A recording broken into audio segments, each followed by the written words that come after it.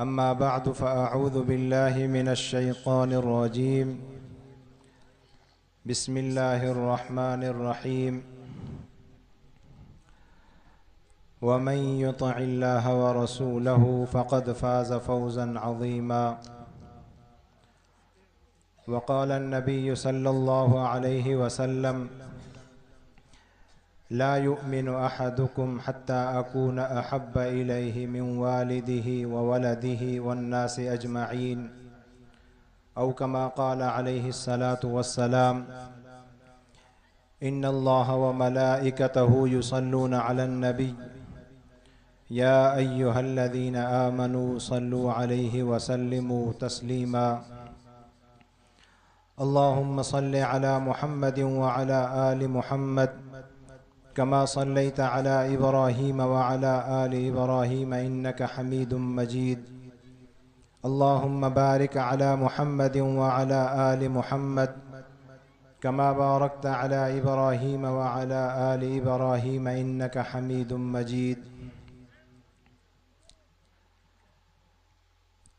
मुंहिंजा अज़ीज़ दोस्तो ऐं भाइरो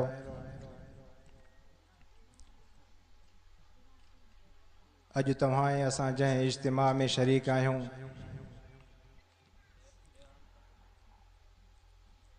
तव्हां ऐं असां पंहिंजा कमकार छॾे पंहिंजे घरनि खे छॾे अॼु हिन इज्तिमा में अल्लाह ऐं अल्लाह जे रसूल जो फ़रमान ॿुधण जी नीयत सां गॾु थिया हूं दुआ है त अल्लाह तबारक व तआला तव्हां ऐं असांजो अचणु वेहणु ॿुधणु ॿुधाइणु पंहिंजी बारगाह में मंज़ूर ऐं मक़बूल फ़रमाए क़ुरान पाक जी जेका आयत तिलावत कई वई इन आयत में अल्लाह ताला इहो ई तव्हां ऐं असांखे ॿुधायो त इंसान जेकॾहिं दुनिया ऐं आख़िरत जी कामयाबी चाहे थो इंसान जेकॾहिं दुनिया ऐं आख़िरत जो छुटकारो चाहे थो त उहो अल्लाह ऐं अल्लाह जे रसूल जे हुक्मनि जी फ़र्मा बरदारी करे जॾहिं अल्लाह ऐं अल्लाह जे रसूल जी फ़र्मा बरदारी तव्हां ऐं असांजी ज़िंदगी में ईंदी जॾहिं तव्हां ऐं असां अल्लाह ऐं अल्लाह जे रसूल जे ॿुधायल हुक्मनि ते पंहिंजी ज़िंदगी गुज़ारींदासीं त यकीनन कामयाबी तव्हांजा क़दम चुमंदी ऐं तव्हांजी दुनिया बि सुहिणी आख़िरत बि सुहिणी थी पवंदी ऐं जेका हदीस पढ़ी वई उन हदीस जो मफ़हूम बि इहो ई आहे त तव्हां मां को बि सचो मोमिन उन महल ताईं नथो थी सघे जेसीं ताईं उहो पंहिंजे माउ पीउ खां वधीक पंहिंजे मिटनि माइटनि खां वधीक पंहिंजे दोस्तनि अहबाबनि खां वधीक हुज़ूर पाक सल्लल्लाहु अलैहि वसल्लम सां मुहब्बत नथो करे उहो सचो मोमिन नथो थी सघे दुआ है त अल्लाह ताला तव्हां ऐं असांखे उहा सच्चाई नसीब फरमाए इहा सच्चाई ऐं इहो अल्लाह जे हुक्मनि ते हलण वारी इहा वाइज़ नसीहत इहा तव्हां ऐं असांखे इन्हनि दीनी मदरसनि मां मिले थी अॼु जेकॾहिं दुनिया जे अंदरि इहे दीनी इदारा न हुजनि हा तव्हां ऐं असांखे इन शइ जी ख़बर कोन पई सघे हा त हुज़ूर जो मक़ाम छा आहे अंबिया इकराम जो मक़ाम छा आहे अॼु जेकॾहिं दुनिया जे अंदरि इहे दीनी इदारा इहे अल्लाह अल्लाह करण वारा बुज़ुर्ग न हुजनि हा तव्हां ऐं असांखे इहा ख़बर कोन हुजे हा त सहाबा जो शान छा आहे माउ पीउ जी फ़र्मा बरदारी कहिड़ी शइ में आहे माउ पीउ जो मक़ाम छा आहे रिश्तेदारनि सां उथणु वेहणु हलणु चलणु इहा जेकॾहिं दीनी इदारा न हुजनि हा त तव्हां ऐं असांखे ख़बर कोन पवे हा इहो ई मक़सदु इन्हनि दीनी इदारनि जो आहे त तव्हां ऐं असांखे अल्लाह ऐं अल्लाह जे रसूल जो फ़रमान यादि ॾियाराए तव्हां ऐं असांजी ज़िंदगीअ खे कामयाब बणाइण जी कोशिशि करनि था अॼु जेकॾहिं इन्हनि इदारनि में नंढड़ा ॿार तालीम हासिल करे रहिया आहिनि त उन्हनि जो मक़सद बि सिर्फ़ ऐं सिर्फ़ इहो ई आहे त अल्लाह जे दीन खे सिखूं, रब जी रज़ा हासिल कीअं थींदी, तव्हां ऐं असांजी ज़िंदगी जो मक़सद छा आहे, उहो तव्हां ऐं असांखे इन्हनि दीनी इदारनि मां ई मिले थो। इन्हनि दीनी इदारनि जी मेहनत जे ज़रिए तव्हां ऐं असां ताईं अल्लाह ऐं अल्लाह जे रसूल जा उहे फ़रमान पहुचनि था। इहे दीनी इदारा जेकॾहिं अॼु न हुजनि हा त यकीननि तव्हां ऐं असां अॼु तव्हां ऐं असां इन्हनि शयुनि खां अॼु महरूम हुजूं हा। इहे नेमतूं तव्हां ऐं असांखे अॼु हासिल कोन थियनि हा। त इंसान जो दुनिया जे जहान में अचण जो मक़सदु इहो बि अल्लाह रब्बुल इज़्ज़त ॿुधायो, वमा ख़लक़तुल जिन्न वल इंस इल्ला लियअबुदून, त इंसाननि ऐं जिन्ननि खे असां पंहिंजी इबादत जे लाइ पैदा कयोसीं। पोइ तव्हां ऐं असांजी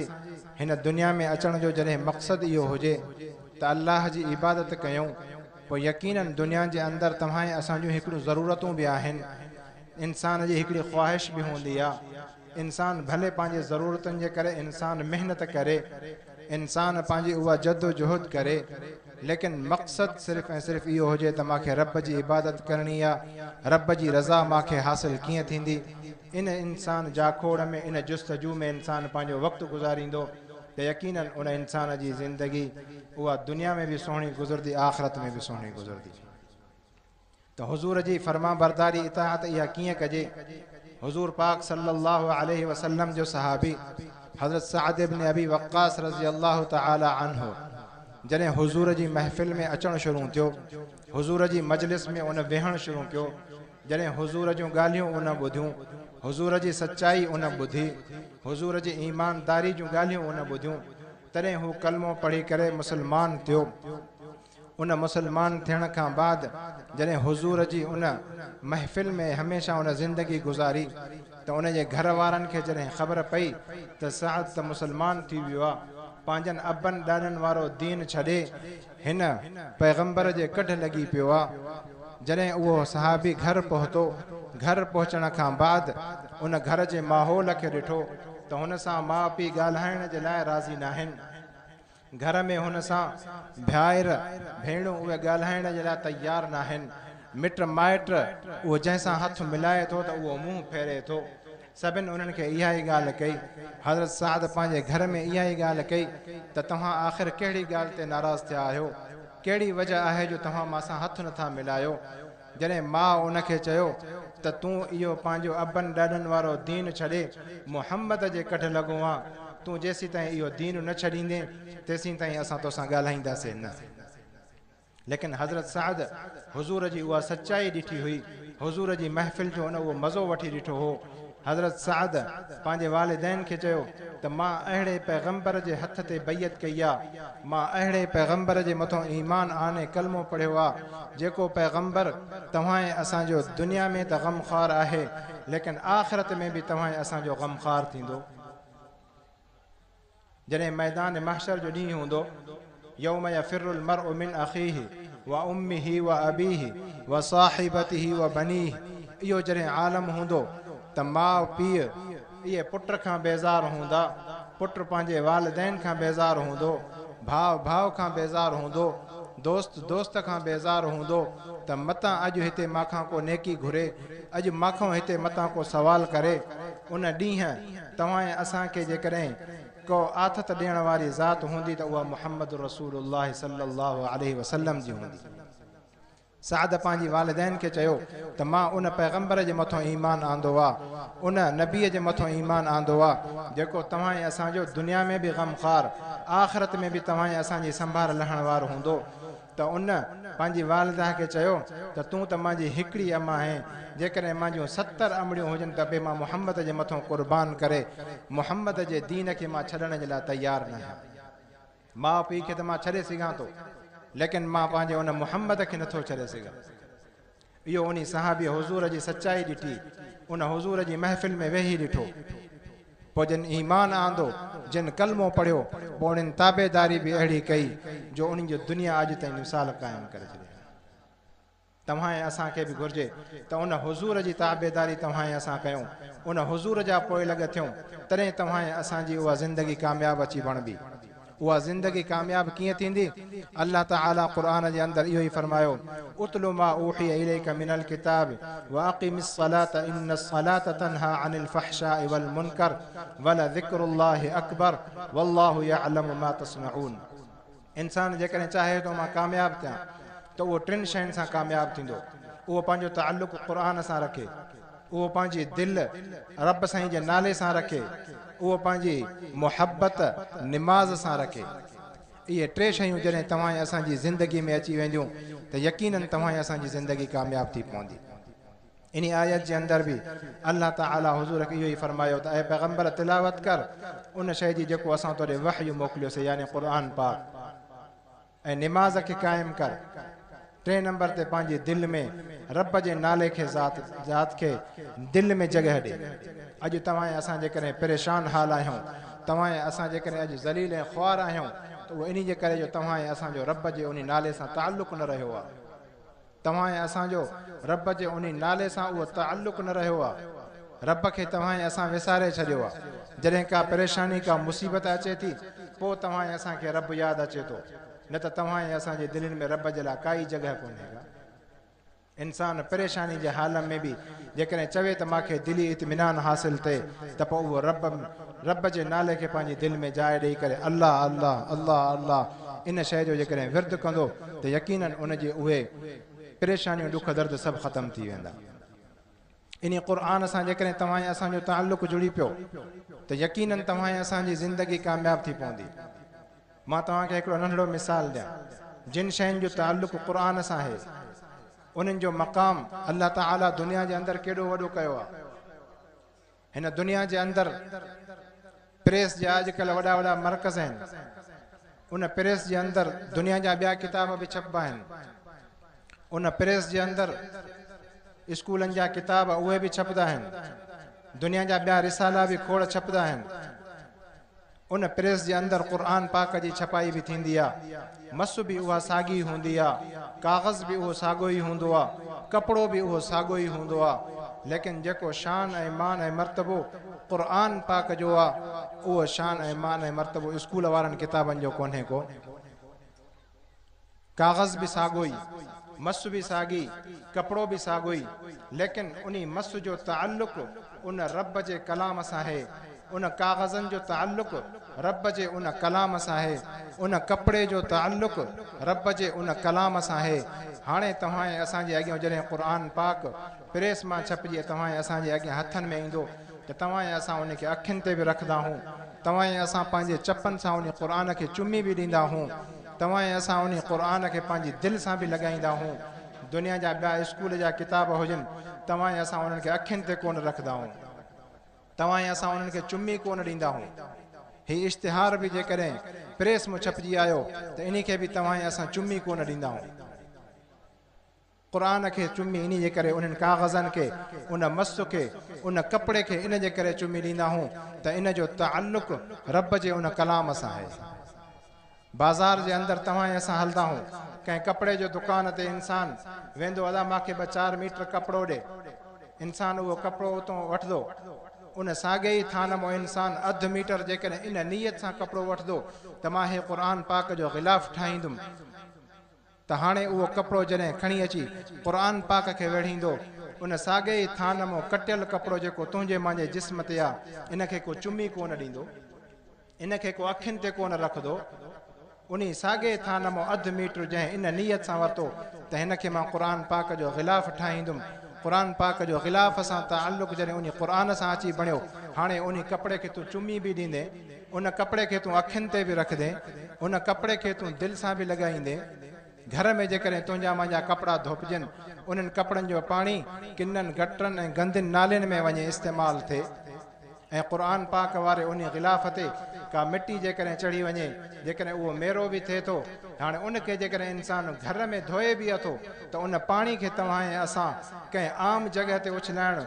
बि बर्दाश्त न कंदा आहियूं। किना गटर ऐं नालियूं त परे रहियूं, पर कंहिं आगवर में बि उनखे इस्तेमालु न कंदा आहियूं। कंहिं वण जी पाड़ में तव्हां असां उन पाणी खे इस्तेमालु कंदासीं या कंहिं मथां ई भित ते उन पाणी खे इस्तेमालु कंदासीं तां त इन पाणी जो बि जेको ताल्लुक़ु उन ग़िलाफ़ सां हो उन ग़िलाफ़ जो ताल्लुक़ु उन रब जे कलाम सां हो इन जो बि जेकॾहिं एतिरो शान ऐं मान ऐं मर्तबो आहे जेकॾहिं तुंहिंजो ऐं मुंहिंजो उन क़ुर सां ताल्लुक़ु थी पवे त पोइ यकीनन रब साईं तव्हां असांखे बि इज़तूं ॾींदो जिन ताल्लुक़ु क़ुर सां जोड़ियो अल्लाह ताला उन्हनि खे स्टेज बि ॾिनी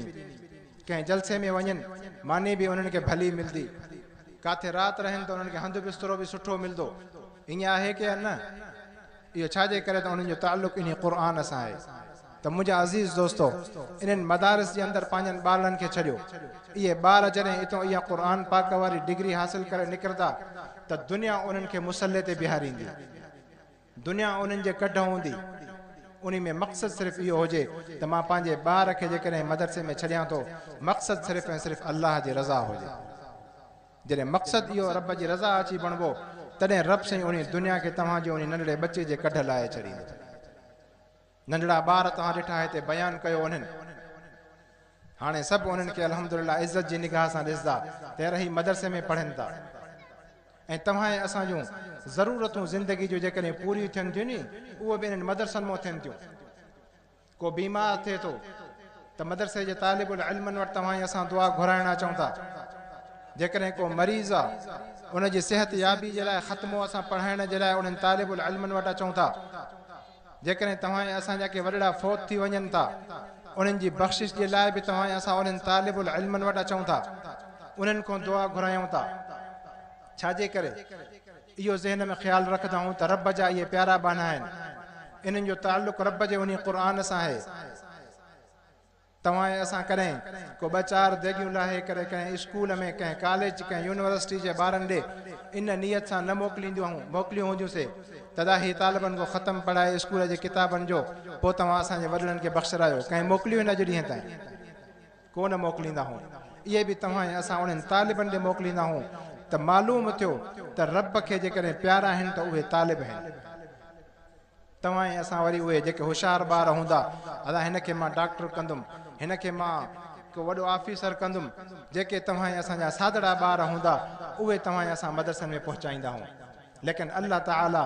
इहो फ़ैसिलो करे छॾियो आहे त जेके ॿार तव्हांजे कम जा न आहिनि उहे तव्हां मदरसनि में पहुचायो था उन्हनि जो शान ऐं मान ऐं मर्तबो उन्हनि डॉक्टरनि खां वधीक आहे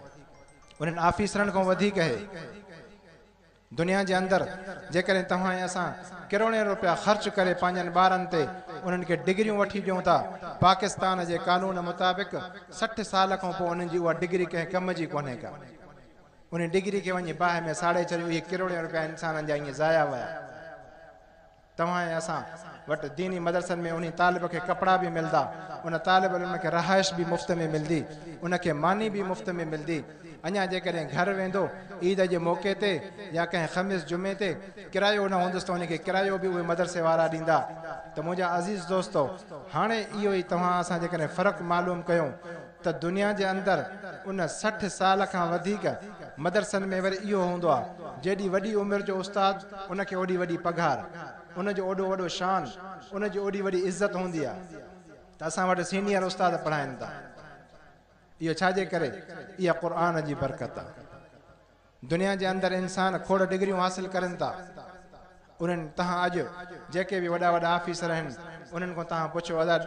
तव्हां मैट्रिक जा इम्तिहान ॾिना फलाणे किताब जो फलाणी ॻाल्हि उन्हनि खे यादि न हूंदी लेकिन क़ुर पाक जा हाफ़िज़ जिन पंहिंजनि सीननि में रब जे कलाम खे जॻह ॾिनी अॼु जेकॾहिं उन्हनि हिफ़्ज़ पूरो कयो मर्द दम ताईं उन्हनि खे उहो क़ुर पाक यादि हूंदो तव्हां जाथों बि उन्हनि खां पुछंदो तव्हांखे ॿुधाईंदा इहा क़ुर जी हिकिड़ी मौजूज़ो आहे क़ुर जो अल्लाह ताला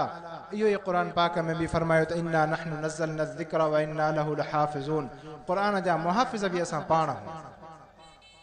त पोइ तव्हां असांखे घुर्जे त तव्हां असां बि ताल्लुक़ जेकॾहिं रखूं त इन क़ुर सां रखूं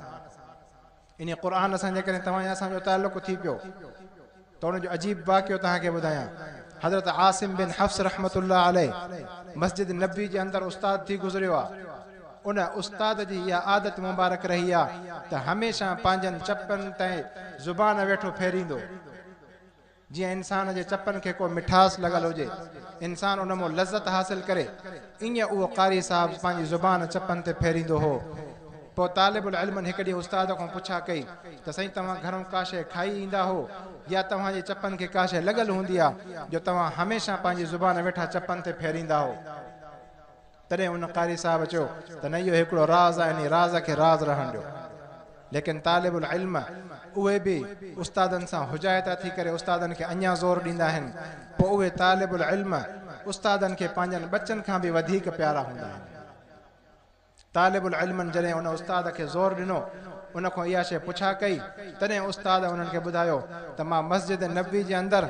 जॾहिं ॿारनि खे सबक़ु ॾींदो आहियां, सबक़ु ॾेई करे पोइ मां 2-4 मिंट चेल सिधी करण जी नियत सां मस्जिद नबवी जे अंदरि सुम्हंदो आहियां, आराम कंदो आहियां। हिकु ॾींहुं असर निमाज़ खां बाद चएं मां तालिबुल इल्मनि खे सबक़ु ॾेई करे जॾहिं सुम्हियुमि इन नियत सां त चेल सिधी कयां, मूंखे निंड अची वई। निंड में हुज़ूर पाक सल्लल्लाहु अलैहि वसल्लम जी ज़ियारत थी।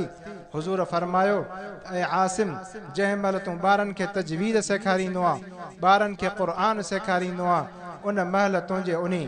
लफ़्ज़नि में, उन्हनि चपन में, उन ज़ुबान में एॾो मिठाज हूंदो आहे जो मां मुहम्मद जी दिलि चवे थी त तुंहिंजनि चपन ते मां चुमी ॾियां। उहो कारी साहब चवे थो त हुज़ूर मूंखे ख़्वाब जे अंदरि चपन ते चुमी ॾिनी, लेकिन को वक़्तु गुज़री वियो आहे, के साल गुज़री विया आहिनि जो उन जो मज़ो, उहा लज़त मूंखे अॼु बि महसूसु थींदी आहे। उन जो इहो ताल्लुक़ इन क़ुर सां हो। त मुंहिंजा अज़ीज़ दोस्तो, पंहिंजनि ॿारनि खे इन्हनि इदारनि जे अंदरि छॾियो इन नियत सां त रब जी रज़ा हासिल थिए, इन नियत सां त इहे क़ुर खे सिखनि, क़ुर खे सम्झनि। उन्हनि खे सिर्फ़ु हाफ़िज़ न बणायो, उन्हनि खे आलिम बणायो। हाफ़िज़ क़ुर खे सम्झंदा कोन्हनि, सम्झंदा उन खे आलिम आहिनि। दुआ आहे त अल्लाह ताला तव्हां ऐं असांजे हिननि दीनी इदारनि खे क़यामत ताईं शाद ऐं आबाद फरमाए। अल्लाह ताला तव्हां ऐं असांजे विहण अचण ॿुधण ॿुधाइण पंहिंजी बारगाह में मंज़ूर ऐं मक़बूल फरमाए। व आख़िर दअवाना अनिल हम्दुलिल्लाहि रब्बिल आलमीन।